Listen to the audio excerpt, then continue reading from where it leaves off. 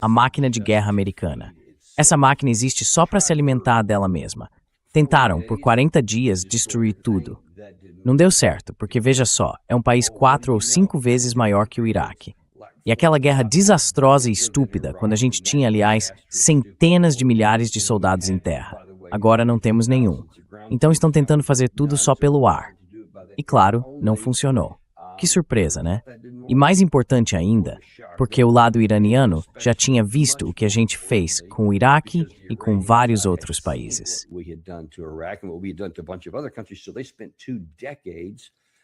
Então eles passaram 2 décadas construindo um sistema enorme, feito dessas fábricas e cidades subterrâneas de mísseis, sobre as quais a gente já falou várias vezes. Isso torna o sistema praticamente imune a qualquer tecnologia ou arma que a gente tenha hoje. E eles espalharam essas instalações por todo o país. A gente acabou confirmando o que a lógica já dizia, que esse problema não vai ser resolvido em 40 dias, nem em 400. Não faria diferença. Nossos mísseis teriam acabado muito antes disso. Mas a gente precisava comprovar isso por conta própria, e foi o que fizemos. Agora, o estoque de armas está bem baixo, e isso ainda se soma a tudo o que temos feito na Ucrânia e em Israel nos últimos 2 anos e meio.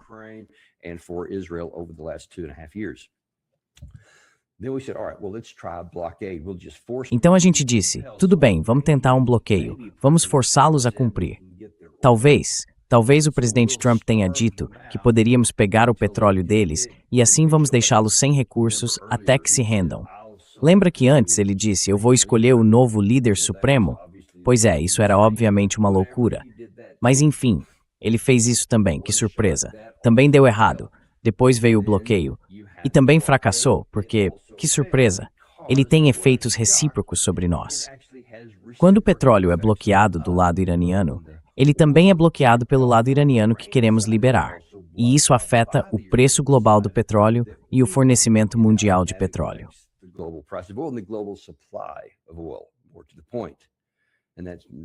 Mais direto ao ponto, isso faz o preço subir em todo lugar e tira da mesa algumas coisas que ainda vão causar problemas. Problemas que a gente ainda não viu se espalharem completamente. Ainda não se materializou totalmente. Parte disso vai aparecer na época da colheita e depois, no ano que vem, com os problemas de fertilizantes, hélio, alumínio, enxofre e vários outros derivados. Tudo isso ainda está acontecendo porque depois do fracasso do bloqueio, a gente partiu para o memorando de entendimento. Tentamos resolver por esse caminho e teria funcionado. É aí que está a questão. É por isso que eu digo que isso é a máquina de guerra. Aquilo ia funcionar. A ideia era reabrir o Estreito de Hormuz. Havia um caminho para encerrar o conflito e pelo menos trazer de volta um nível mínimo de estabilidade, onde todos pudessem seguir em frente, ainda que de forma frágil. Se a gente tivesse colocado em prática o que estava previsto nos termos que o presidente Trump assinou. Mas ele, claro, nunca teve a intenção de assinar de verdade. Eu estou te mostrando toda essa linha do tempo aqui nos últimos dias.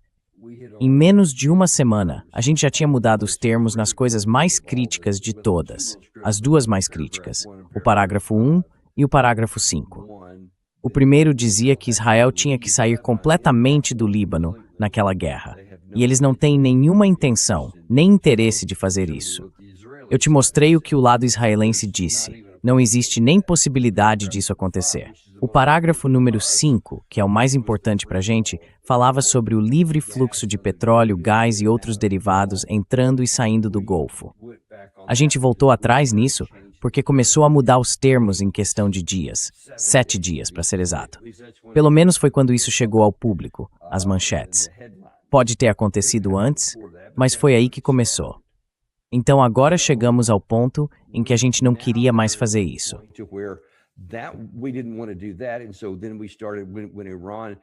E então a gente começou quando o Irã fez o que é lógico.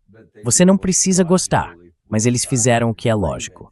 Se a gente assinou um acordo dizendo que eles teriam controle sobre a administração para decidir como fazer, e depois demos a eles um prazo de 30 dias para encontrar uma forma segura de abrir o estreito, Isso significa que eles é que decidem como o estreito vai ser aberto, e tem 30 dias para fazer isso. Mas não, a gente mudou tudo depois de 5 ou 7 dias. E aí, quando eles não gostaram do resultado disso, apreenderam 2 navios que estavam passando, contra as regras que eles mesmos tinham, contra as regras que a gente deu, contra a autoridade que a gente tinha concedido a eles.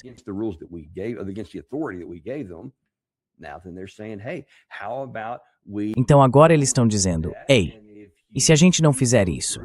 E avisaram que se a gente seguisse em frente, haveria consequências. Eles nos alertaram. Pelo que parece, chegaram a disparar tiros de advertência e depois começaram a atacar o navio no dia 25 de junho, se não me engano. Então, entre o dia 17 e o dia 25, foi quando começou a parte realmente militar. A gente começou a responder e agora estamos aqui. Já são, acho que, 9 dias seguidos de ataques dos Estados Unidos, que começaram, se não me engano, no dia 7 de julho. O memorando de entendimento está morto do lado do presidente Trump. O cessar-fogo também está morto do lado do presidente Trump. E o memorando de entendimento está morto do lado iraniano.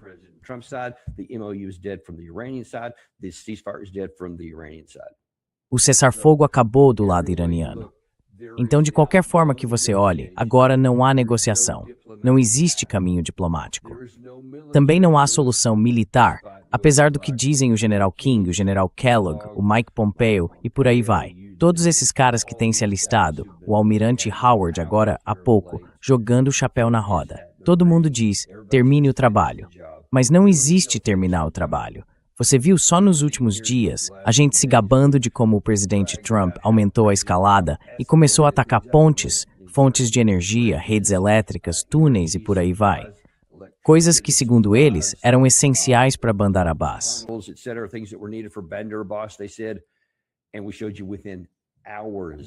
E a gente mostrou para você em questão de horas.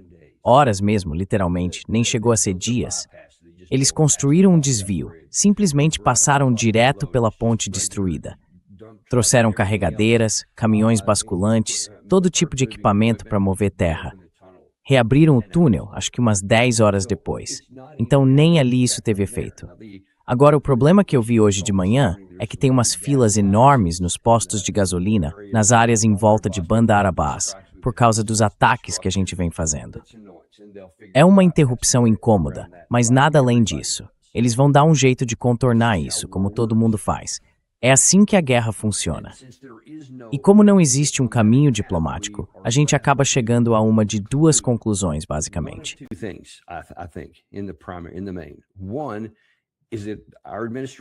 Uma possibilidade é que o nosso governo seja incompetente num nível que ninguém jamais imaginou. Nem eu achava que fossem tão incompetentes assim, a ponto de literalmente começar uma guerra, sem ter como acabar com ela, sem saber o que fazer, e continuar lançando mísseis todos os dias, simplesmente jogando. Essa é uma opção, que eles sejam profundamente incompetentes. A outra opção é que não sejam incompetentes. Podem ser imorais e antiéticos, mas talvez esse sempre tenha sido o plano. Talvez a ideia seja simplesmente deixar a guerra continuar. Agora, isso tem problemas óbvios, e acaba me fazendo voltar para a hipótese da incompetência, porque tudo isso tem consequência.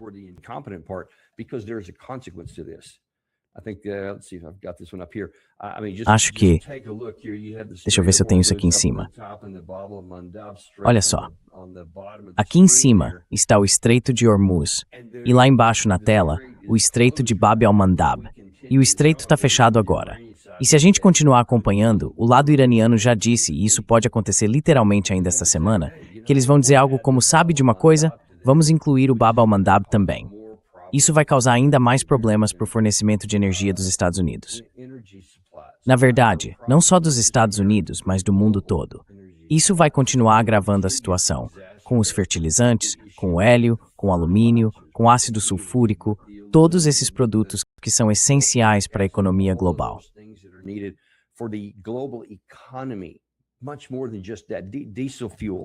Muito mais do que só isso. O diesel, o combustível de aviação, tudo isso é essencial na região do Golfo. E agora tudo isso está muito reduzido ou completamente bloqueado. E mesmo assim, olha onde estamos. Não há diplomacia. não existe um caminho diplomático. Também não há uma solução militar. E ainda assim, literalmente todos os dias a gente continua lançando mais mísseis. O Irã continua respondendo com mais mísseis. Matamos alguns soldados iranianos. Eles mataram alguns soldados americanos. E agora o que acontece? Curiosamente, o presidente Trump, depois de várias reportagens ontem dizendo que ele ficaria furioso porque isso teria ultrapassado uma linha vermelha dele, que ele viria com tudo e soltaria o inferno sobre eles.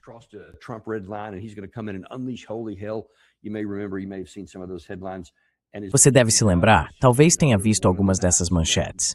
E no fim das contas, foi só mais uma daquelas noites. Nada de especial. O próprio Trump não fez nenhum comentário, pelo menos até o momento em que entrei no ar aqui. Ele ainda não tinha dito nada além de que precisamos impor mais sanções ao Irã. É isso que precisamos fazer. É o que o Lindsey Graham gostaria. Foi o que ele disse. Mas nada sobre meu Deus, nada disso. Foi só mais um ataque. O Irã meio que reagiu dizendo, é só isso? Tá bom. Então provavelmente eles vão lançar o contra-ataque ainda hoje, se já não tiver acontecido. Mas não há um caminho aqui. Ninguém quer nem falar em diplomacia, e assim não tem como resolver.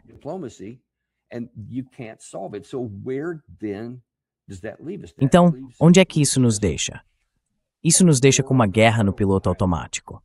Mas tem um detalhe, essa guerra não pode ficar no piloto automático para sempre, porque há outros ventos contrários também, e talvez não sejam os que você está imaginando. Deixa eu te mostrar alguns aqui. Isso é do Wall Street Journal. A dívida do governo dos Estados Unidos acabou de atingir um novo recorde histórico, 39,5 trilhões de dólares, e vai chegar a 40 trilhões em poucos meses. 42% de toda a arrecadação atual do imposto de renda agora vai só para pagar os juros da dívida nacional. Pensa nisso por um segundo. 42% de tudo que o governo arrecada com impostos, todos aqueles impostos que você paga e odeia pagar todo mês, vai só para cobrir o serviço da dívida. Essa dívida nunca vai ser reduzida.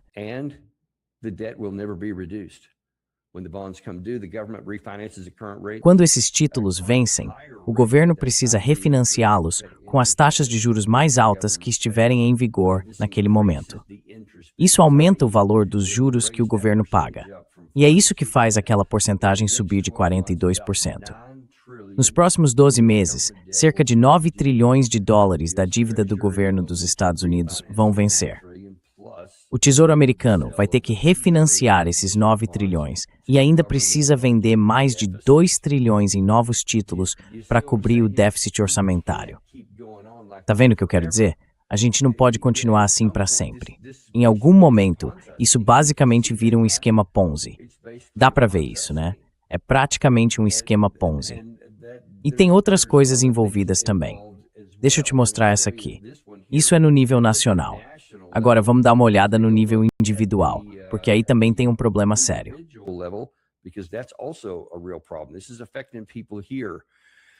Isso está afetando as pessoas aqui.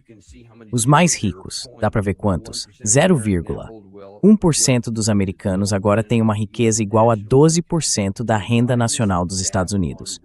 É a maior diferença já registrada. Você está vendo o que está acontecendo?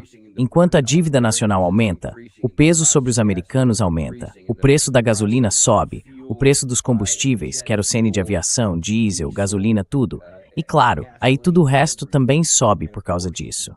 O preço na Amazon sobe. As coisas que você compra sobem. O supermercado fica mais caro. Literalmente tudo fica mais caro. Mas olha quem não está tendo problema. Esse grupo da elite super rica. Eles estão muito bem, uma fatia minúscula, algumas dezenas de famílias, com uma parte da riqueza que já ultrapassa até o auge dos barões ladrões do começo do século XX.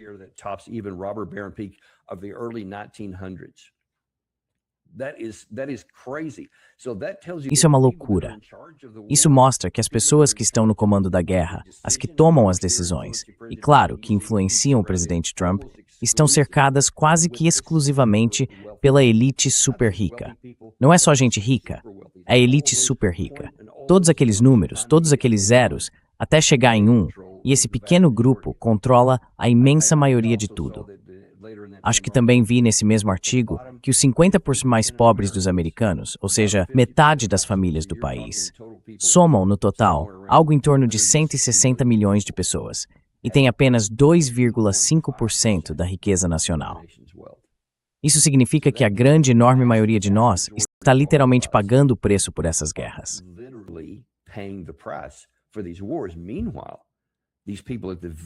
Enquanto isso, esse pessoal lá no topo mesmo, são eles que estão ficando cada vez mais ricos, ganhando dinheiro a rodo. Então eles têm interesse em que tudo isso continue, toda essa história da dívida nacional. Você acha que eles se importam quando esse esquema tipo pirâmide chegar ao limite, ficar tão pesado que desaba e leva todo mundo junto? Pois é, eles não vão ligar. Vão dizer, tá bom, tanto faz, eu vou para a Europa, vou para a Ásia, vou para onde quiser, porque tem todo o dinheiro do mundo. Podem fazer isso. Então eles pegam todo esse dinheiro, escondem, colocam em ouro, no que for, qualquer coisa. Investem em outros países e, claro, levam o dinheiro das suas contas bancárias, sobem num avião, atravessam o oceano e pronto. Estão tranquilos.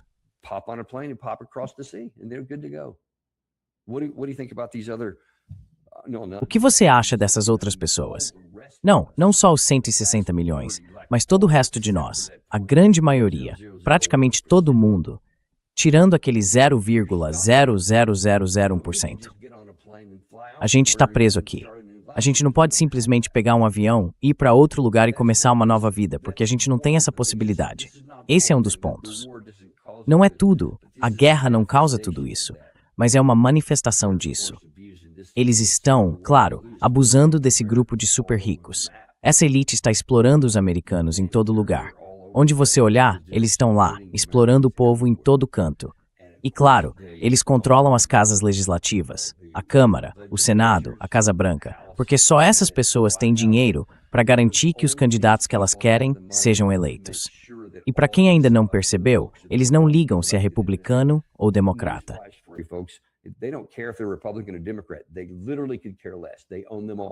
Eles realmente não se importam nem um pouco. Eles controlam tudo. E eles poderiam, se você quiser, ou se você quiser, se importar com essas outras questões, algumas dessas pautas emocionais que geram tanta antipatia entre os eleitores, como LGBTQIA+, aborto, controle de fronteira, imigração. Todas essas questões concentram toda a atenção das redes sociais, da grande mídia. Todo mundo foca nisso. Mas ninguém está prestando atenção no que eu acabei de mostrar. Os mais ricos estão tirando você do jogo. Eles estão explorando tudo e acumulando uma dívida gigantesca. Porque veja, talvez você tenha visto que o presidente Trump está tentando aprovar um orçamento de defesa de US$ 1,5 trilhão, enquanto o atual já é de US$ 1 trilhão. É uma quantia absurda.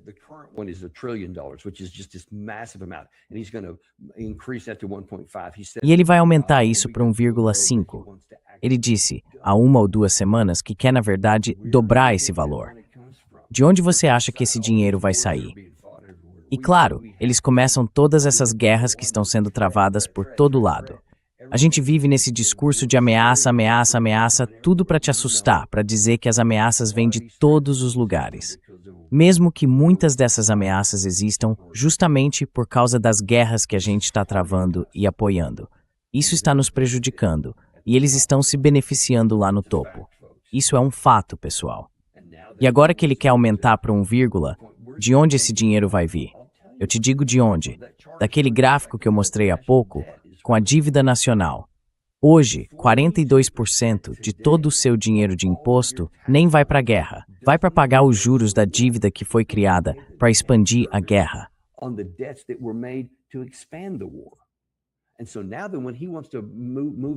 E agora, quando ele quer aumentar isso em US$ 500 bilhão, não existe outra base de arrecadação para tirar esse dinheiro, pessoal. Vai vir de um único lugar, da impressora de dinheiro. O Tesouro vai simplesmente fabricar isso do nada, o que vai aumentar a dívida nacional e, com isso, o custo dos juros da dívida. E o que a gente vê na prática, com as próprias guerras, já está causando um problema físico para nós. E a dívida, claro, está criando outro problema para o país inteiro. Agora a gente não tem dinheiro para cuidar do nosso povo. Não temos dinheiro para consertar as pontes, as estradas, para melhorar a infraestrutura do país, para nos trazer para a era moderna. Estamos ficando cada vez mais para trás em tudo. Entende o que eu quero dizer? Isso é uma guerra. Talvez eu precise até mudar o título disso. Pode ser que essa seja uma guerra contra o povo americano.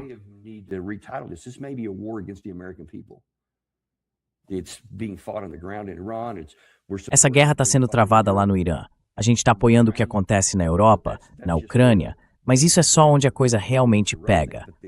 A verdadeira batalha é contra você. É contra o povo americano. Estão mentindo pra gente. E as mentiras agora são absurdas. As provas físicas gritam que eles estão mentindo. E mesmo assim, como sempre acontece, ninguém cobra. Mas você precisa entender o motivo de eu estar fazendo esse vídeo hoje. Não é só para falar dos detalhes da guerra, do que foi atingido por esse ou aquele míssil. É sobre algo muito maior, que você precisa compreender. Nós estamos sendo explorados, a imensa maioria do país. E, de novo, eles não se importam se você é republicano ou democrata. Não se importam se você é negro, branco ou hispânico. Eles não ligam para nada disso.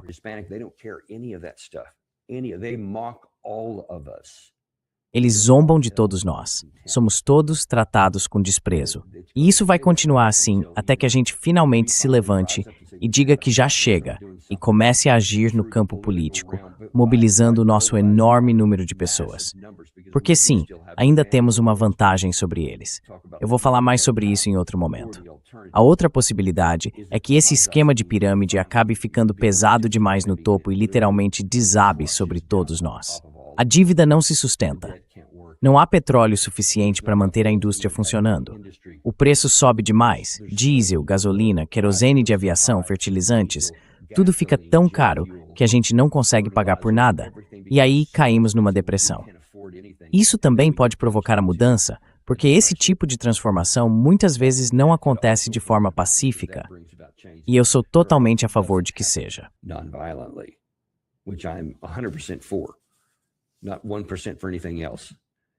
Nem 1% para qualquer outra coisa. E a única forma de evitar esse resultado catastrófico no futuro é começar a agir legalmente agora e levantar a voz para quem está no poder nesse momento, dizendo que eles não vão escapar. Se continuarem nesse caminho, se não fizerem o que é certo, se continuarem facilitando essas guerras, essa dívida, e sem fazer nada para ajudar a gente, então eles vão ser substituídos. E mais cedo ou mais tarde, a gente vai se levantar. Pode parecer um sonho distante, mas eu estou dizendo aqui, vai ser uma coisa ou outra. Ou a gente aprende a se mobilizar agora, enquanto ainda dá tempo, de forma legal e sem violência, ou outras forças vão assumir o controle quando a dor começar a bater e tudo começar a desabar. E nem essas pessoas vão conseguir fabricar mais nada.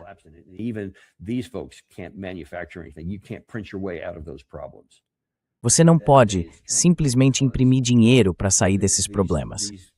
Esse dia vai chegar, porque essas pessoas que estão no topo agora, essa elite, nem são inteligentes a respeito disso. Elas só estão no piloto automático, repetindo o que funcionou antes, mas não fazem ideia do que estão fazendo. Elas nem têm preparo para lidar com uma crise. E isso, com certeza, vai acontecer. Valeu, pessoal! A gente se vê mais tarde no Daniel Davis Deep Dive. Se acontecer alguma coisa no fim de semana ou no resto do domingo, a gente vai trazer para vocês. Caso contrário, te vejo na segunda de manhã, no Daniel Davis Deep Dive. Até lá! Ah, e você sabe que a gente não tem patrocinadores, porque eu detesto encher vocês de propaganda. Eu não gosto disso. Então mostre um pouco de apoio. Se inscreve, curte e manda esse vídeo para alguém de quem você gosta. And send this to somebody you care about.